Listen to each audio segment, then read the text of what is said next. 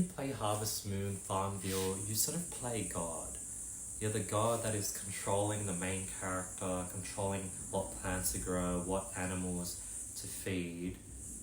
And when you see an animal, say a chicken, give a lot of eggs, you're going to give that chicken better shelter, more food, more resources because it's doing a good job.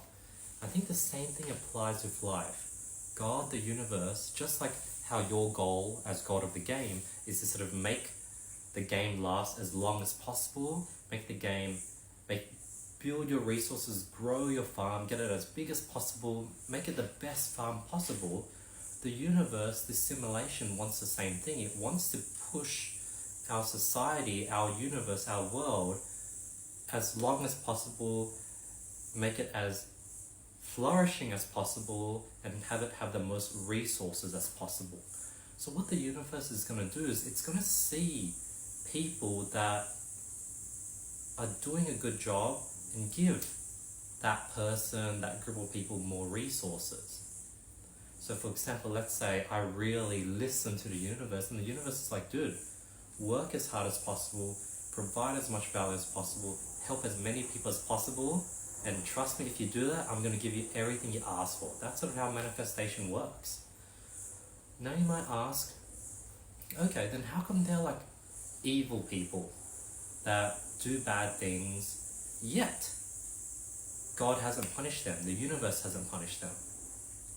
Well, I think just like the farm situation, if there's a chicken that is really good at doing its job, it's laying a bunch of eggs, but it's very greedy. It takes all the food. It's very selfish. It fights and it hurts all the other chickens, and it takes the majority of the food for itself. Low key, if I really need the eggs because that generates a large amount of income and it generates strong baby chicks, I'm not gonna, I can try to punish that chicken, but I'm most likely not gonna punish that chicken. I'm gonna let it keep doing its things because it's doing such a good job. So I'm gonna look over all its evil deeds. Now, I know it's not the best, but I'll keep my eye out on a chicken that is just as good, but kind, helping, and a net positive when it comes to sort of being nice. And I'm going to give that chicken more favor when I find that chicken comes. So I'm thinking, people like, say, Elon Musk, Martin Luther King, Jesus, Moses, these are all good people that got massive favors from God and the universe because they were doing the right thing. But then you're like, these people didn't seem to get rewarded. They sort of got killed and God didn't protect them, I guess. On one side, that's true. On the other side, they're immortal. Like, we're still talking about them till this day. So did they really die?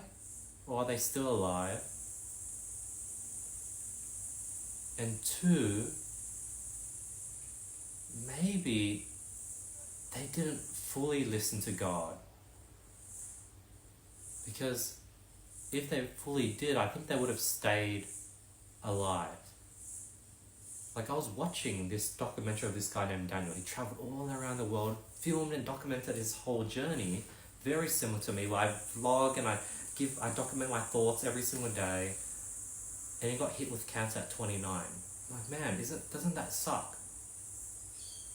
But maybe God knew that his talents were sort of going to waste, and that he'd probably have more of an impact through dying and leaving this message of, hey, live your life to its fullest, end up having this documentary that someone like me is now watching.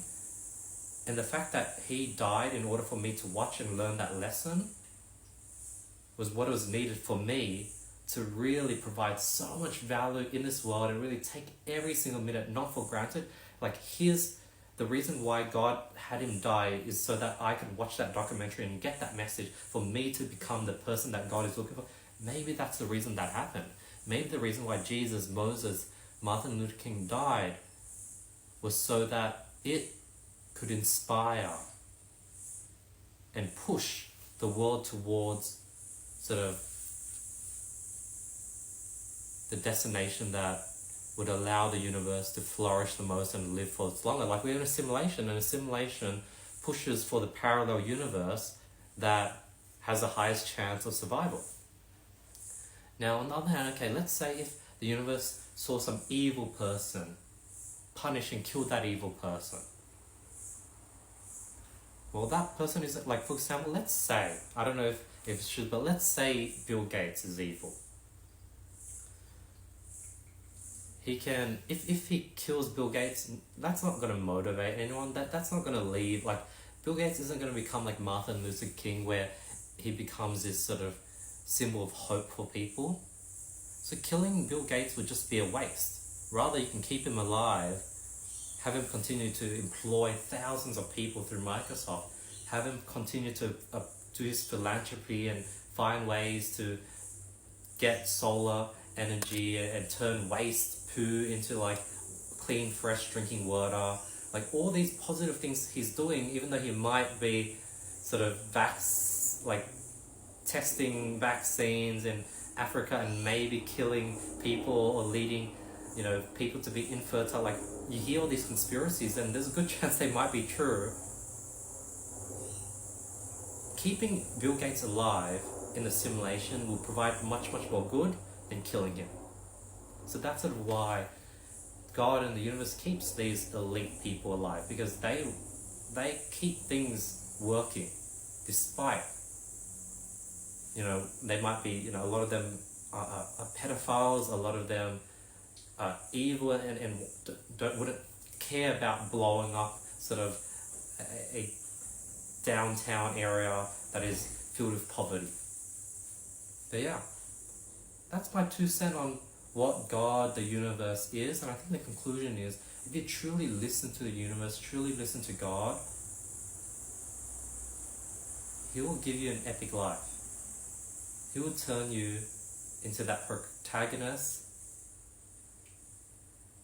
that main character that we watch every day in movies, TV shows, and books. You can become that main character if you listen to God and the universe. Peace.